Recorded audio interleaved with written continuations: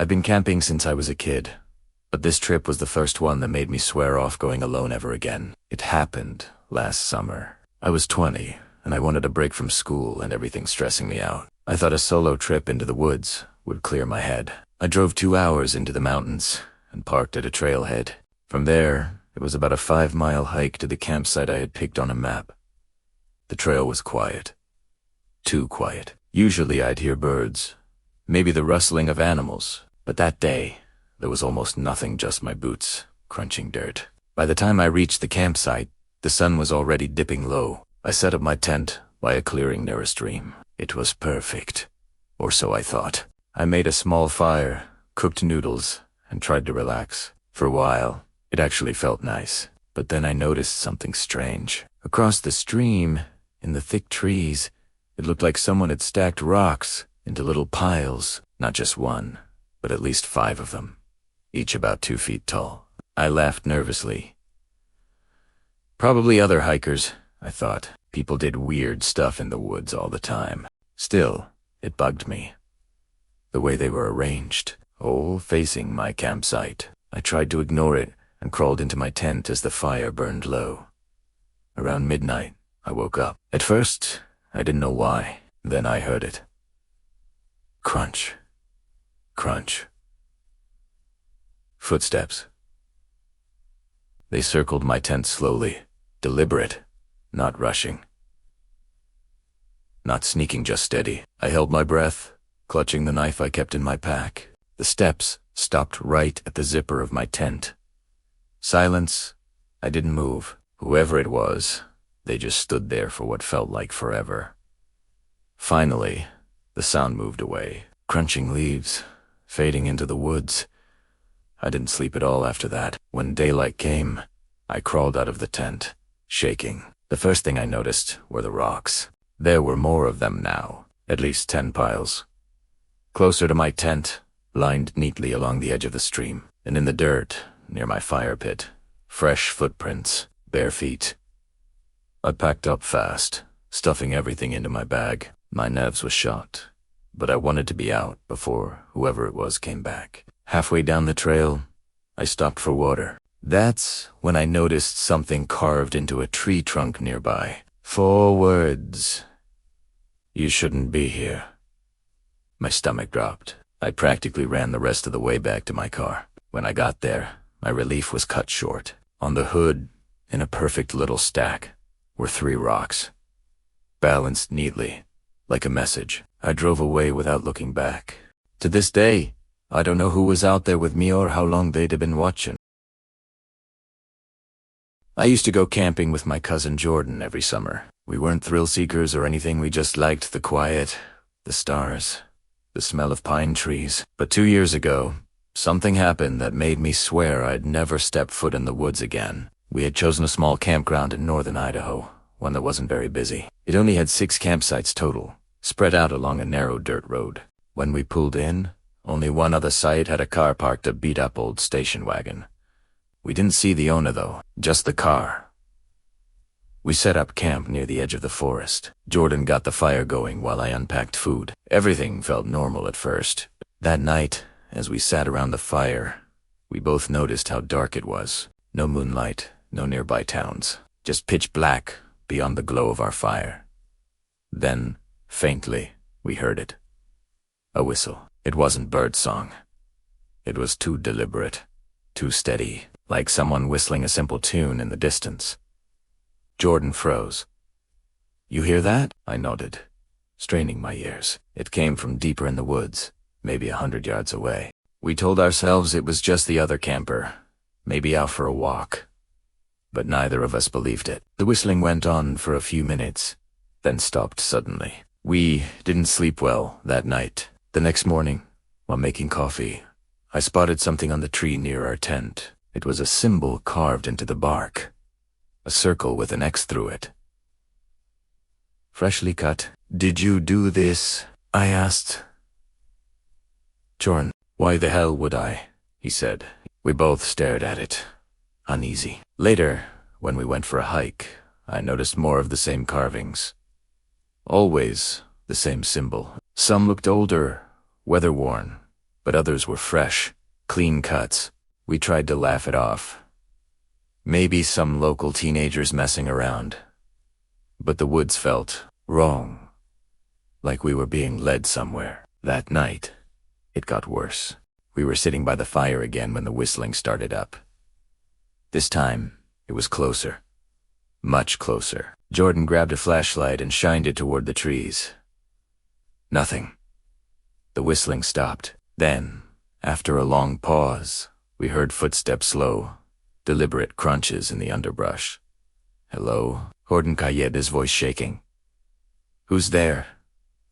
Silence. Then, a voice. It was low, gravelly. A man's voice, just beyond the light. "Leave." That was all he said. Just one word. We didn't move, didn't speak. Finally, Jordan whispered, "Get in the tent." We zipped ourselves inside like scared kids. We kept the lantern off and sat in the dark, listening. All night long, footsteps circled our campsite, sometimes close, sometimes farther away. At one point something brushed against the side of the tent, and I swear I saw the fabric pull inward slightly, like a hand pressing against it. We didn't sleep at all. At dawn, we packed up in record time. Neither of us even bothered cooking breakfast. When we went to load the car, we froze. On the windshield, written in ash from our fire pit, were the words, "Don't come back." There were no other cars in the campground. The old station wagon from the day before was gone. We left without saying a word, both of us too shaken to process what had happened. Later, when we told the ranger about it, he just sighed and said we weren't the first to report something like that in those woods. But when we asked what he meant, he wouldn't say more. To this day, Jordan and I don't talk about it, but I know we both remember the whistling and that voice telling us to leave. I should have trusted my gut when we first pulled up and saw the place. It wasn't even really a campsite, it was an old hunting cabin, abandoned for years, sitting by a small lake, deep in the woods. My friend Mark had found it online, on some backcountry forum. "Free shelter," he said. "Why bring tents when we've got a roof?"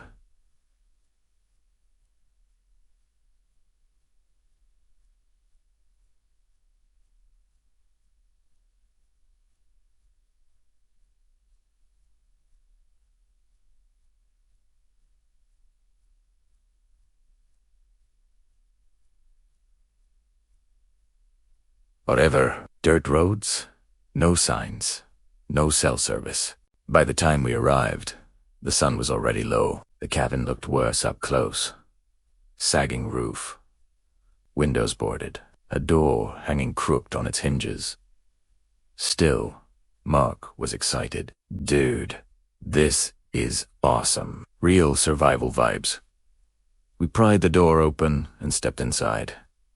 Dust everywhere. Animal droppings in the corners. The air smelled damp, like rot and old smoke. But the strangest thing was the furniture. There were 3 chairs arranged neatly around a table. A lantern sat in the center, and carved into the table were names. At least a dozen of them, scratched deep into the wood. Most of them were faded, but one looked fresh. The name Mark. We both stared at it. Mark laughed nervously. Coincidence, right? We tried to shake it off, cooked some food by the lake, and went to sleep in our sleeping bags inside the cabin. That night, I woke to a sound. Knocking. 3 slow knocks on the outside wall of the cabin. I thought maybe it was Mark messing with me, but when I turned, he was fast asleep beside me. The knocking came again, this time from the opposite wall. I held my breath, clutching my flashlight, but when I turned it on, the sound stopped. Eventually, I dozed off, convincing myself it was just branches shifting in the wind. The next morning, Mark looked pale. "Did you hear it too?" he asked. I nodded slowly. We should have left then, but Mark insisted we stay. "We came all this way," he said. "One more night won't kill us." That day, we explored around the lake. We found an old fire pit with more carved names in the rocks. Same as the table. Some matched, some didn't. One stone had fresh carvings. My name this time. Daniel. My stomach turned when I showed Mark. Unsettling. He didn't joke about it this time. That night, the knocking came back. Louder. Faster. Moving around the cabin. Then, a voice. Low. Raspy. Right outside the wall. Join us. I shook Mark awake, panicking. He heard it too. We grabbed our stuff, bolted out the door, and ran for the car. But something made us stop. By the lake, in the moonlight, we saw figures, at least a dozen of them, standing still on the shore. Men, women, even children. All pale, all silent. They were staring at us, and slowly, in unison, they raised their hands and pointed back at the cabin. We ran. Didn't pack, didn't look back. Just sprinted for the car and drove until the road turned to pavement again. When we finally made it home, I couldn't stop shaking. Weeks later, Mark texted me a picture. He had found it online. A blurry black and white photo of the same cabin, taken decades ago. On the back of the photo, written in faded ink, were the words, "Those who stay will join us." I blocked his number after that, because deep down, I think he's gone back. And I know if he did, he's not coming out.